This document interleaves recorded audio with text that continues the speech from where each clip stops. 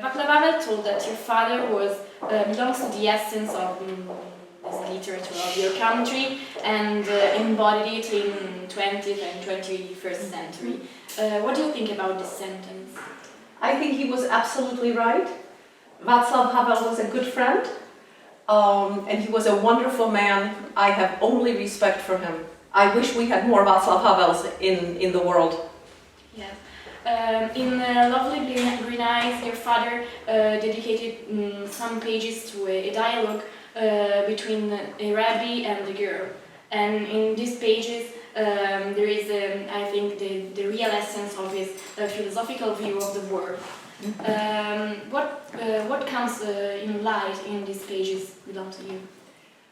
I think that the dialogue and the thoughts between the rabbi and Kustka, Hanka Kalbersova, is the strength of the book. It shows that when everything went wrong during World War II, people were losing faith in God, including the rabbi. So it's the most powerful part of the book. People cry, people don't know what to do with it, because even the rabbi doubted whether there was God. Yeah. So it brings everything into question, and I think that's the strength of it. In this book, in Lovely Green Eyes, your father tells us about his experience telling a story of a girl. And Francesco Cataluccio told that by telling the story with the eyes of another, there is such a way to separate his personal experience in order to tell him better, to tell to the public it better. What do you think about this kind of writing of your father? Because your father is not talking in first person. Yes, in fact, this is a very good question, because my father never spoke about himself. In fact, when he took pictures, he always looked to the side.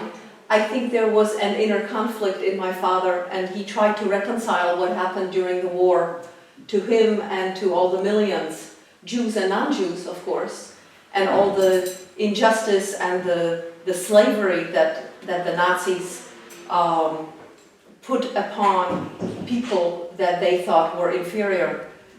So I think for him it was very conflictual to write, yet he had to write. But he had to depersonalize it, of course, and that's why he chose fiction, because in fiction you're much more free than if you write a documentary. Yes, and what about your father's book? So there is a sort of a narrative thread between his books and between the story of women. Mm-hmm. What do you think about it? Yes. So, first of all, for my father, as he said in many places, the war never finished. The war continued for him. It never finished, even though peace was officially here with all the contracts and so on. And it lived on in his mind and in his memory, as well as in the learning that he had from that. And the role of women was very important, because even though we never spoke specifically about that, he was in love with women. I think women played a major role in saving his, not necessarily his life, but his mind and his spirit. He looked at women as very, very strong. Emily, would you see a place for your father in the Garden of the Writers? Can you tell me what you envision?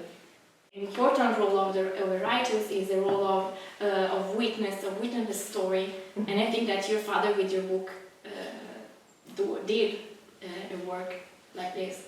Mm-hmm. So, what do you think about it? Yes, in fact, I think my father was a witness, and the witnesses are almost gone. He had written over 20 books. They've been translated into more than 28 languages, now with the Italian, which in Lovely Green Eyes is the first Italian. I hope one of the many to come. I think he absolutely has a place. He believed in justice. It was the #1 value for him. It was even more important than love, because he thought that justice included love. Thank you so much.